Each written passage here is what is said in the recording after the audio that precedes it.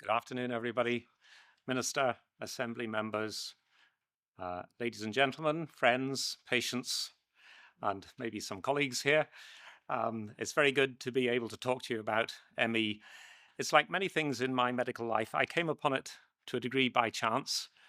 Patients would turn up at outpatients and they would have this condition and they would talk to me. And I've learned so much from patients as they've come in. And I wouldn't say it's my only source of information, but it's a very valuable source of information. So today I hope to run through fatigue, long COVID and ME with a fairly brief sort of overview, bird's eye view of the conditions and with some ideas at the end as to how we might progress. And you will have your ideas and we would be very interested to hear what your ideas are because I think they have a very big part in influencing how things might go forward.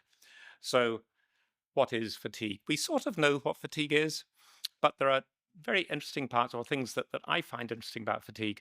So for example, burnout, where you just work so hard, you can't get on top of it, you struggle, but your effort isn't enough, and you just end up burning out. It's a good phrase, and things grind to a halt. Another unusual sort of fatigue is with a heart attack. A very few patients, admittedly, but a few patients just have fatigue. They don't have shortness of breath. They don't have chest pain. They are just absolutely drained. And so fatigue really is part of the normal response to injury. When you get an infection, some medical illness, the fatigue is telling your body to rest, recuperate, and get better. So it can be seen as a normal part of what we do. I've written down a few other causes of fatigue that you'll be very familiar with. The mental fatigue is an enormous thing, as many of you know, and really does stress people and leaves them in a very bad place. It doesn't have to be physical. So then something happened in 1955. On July the 13th, 55, a ward sister and a doctor in the Royal Free Hospital in London were admitted to the hospital with an obscure illness. They had symptoms of abdominal pain and chest pain, then neurological manifestations with dizziness, weakness, blurred vision, eye paralysis, muscle spasms. The dominant feature was muscle fatigability. 10 days later, over 70 members of staff had been admitted to the hospital, diagnosed as an infectious disease with brain manifestations. Remembering this is back in 1955.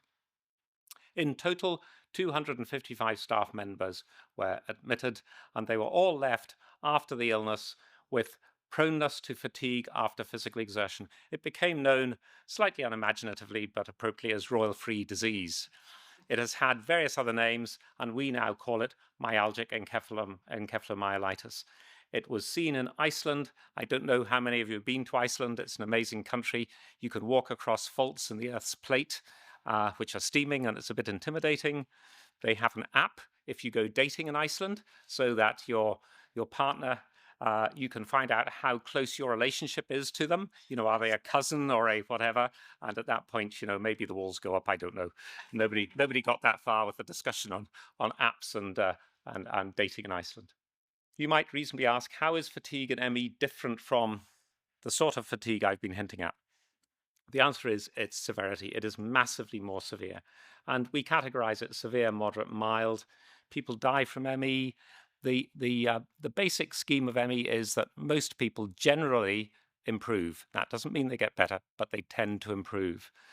There's no obvious cause. I'll come to diagnostic criteria in a moment. And there is little or no recovery within expected timeframes. It just goes endlessly on. And that is a terrible situation to be in, and one that requires all our compassion. So myalgic encephalomyelitis, also known as chronic fatigue syndrome, long-term condition, extreme tiredness, and then other symptoms. So I'd like to draw attention to the post-exertional malaise. I know those who suffer from this will know exactly what I mean. There's a worsening of symptoms after very minor physical or mental activity, and it's something that you don't really see with most other causes of fatigue. Debilitating fatigue that doesn't improve with rest, sleep disturbance with not being able to sleep or unrefreshing sleep, cognitive issues like brain fog, difficulty concentrating, and memory problems, pain in muscles and joints, dizziness or faintness when standing, so orthostatic hypotension as it's known, and that's another relatively unusual but very important feature of the ME syndrome. The exact cause is unknown. It may be linked to viral infections, immune system dysfunction, or hormonal imbalances. Diagnosis is based on symptoms and ruling out other conditions, as there is no specific test for ME. There is no cure at the moment, but symptoms can be managed, telling, first of all, the patient that it's a real condition. So you have to believe the patient. This is an absolute basic tenet of medicine, quite often ignored, but anyway, we'll pass by that. But believe the patient. An early and accurate diagnosis is vital. Any energy management is perhaps one of the most vital aspects with pacing activities so that you can avoid worsening the symptoms. Some of you will have heard of graded exercise therapy, which had a vogue for a while. If you push yourself a bit further, you can do a bit more, and it turned out not to be true. Cognitive behavioral therapy, because we do need help with coping strategies. Medication, and I can talk a bit about this, but medication is generally to manage the pain and sleep problems.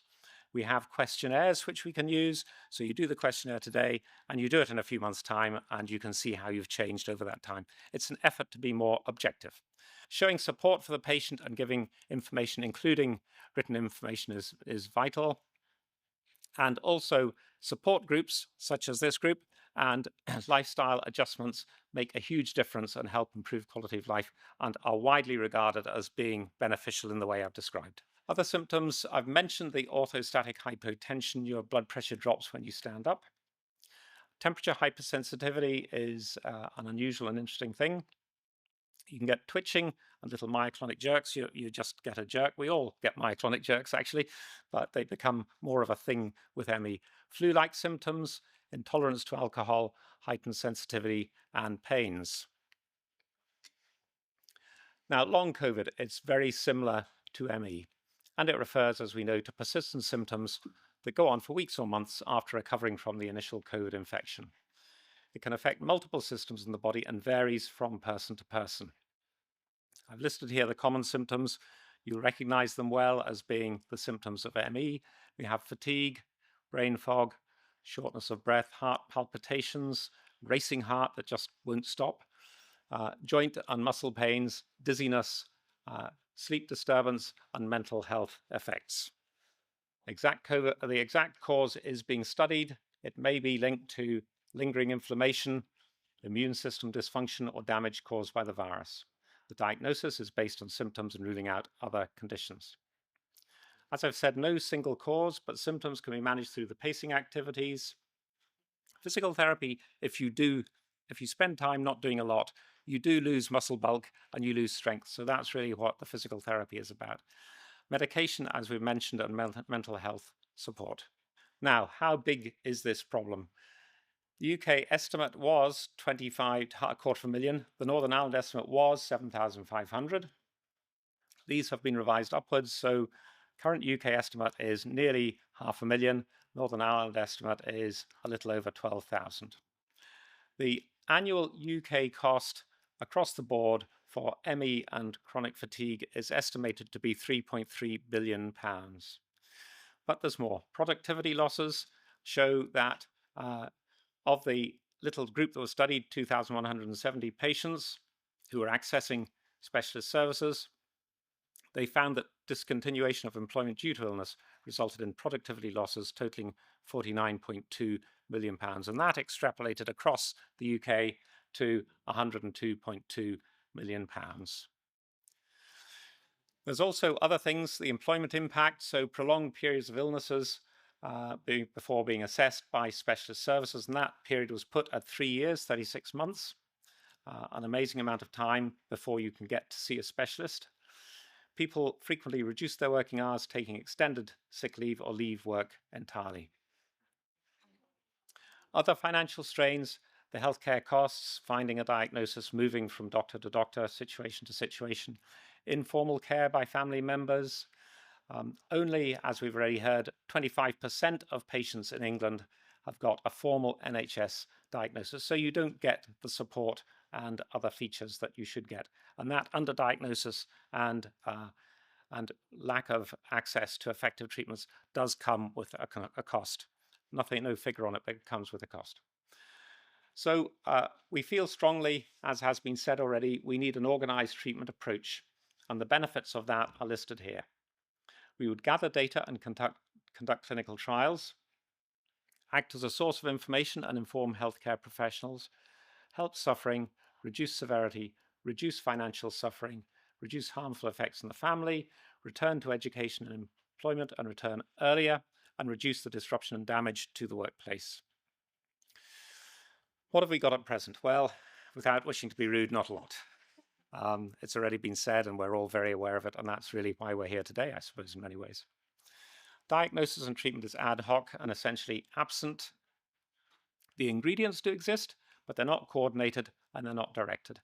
And the charity Hope for ME and Fibro Northern Ireland leads the way and informs a solid example of what could happen.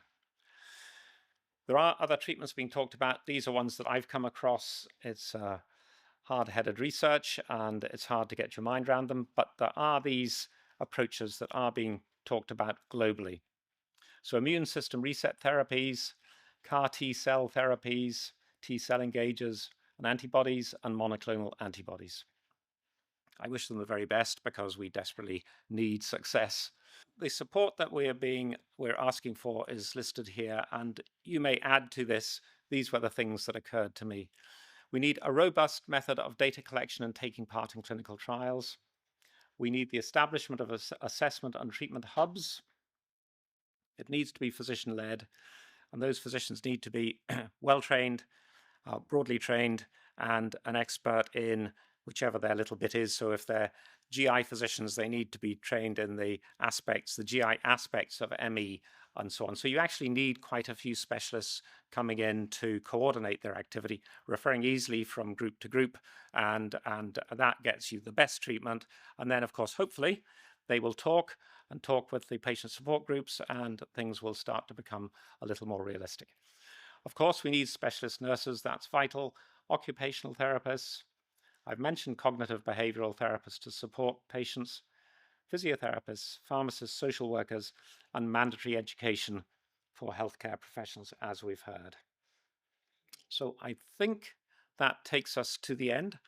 I was hoping the minister might be here when I went through the support that we need, but having met him and talked to him briefly, I'm very impressed by the fact that he's got a good grip on it and looks to me like he will give it his best shot.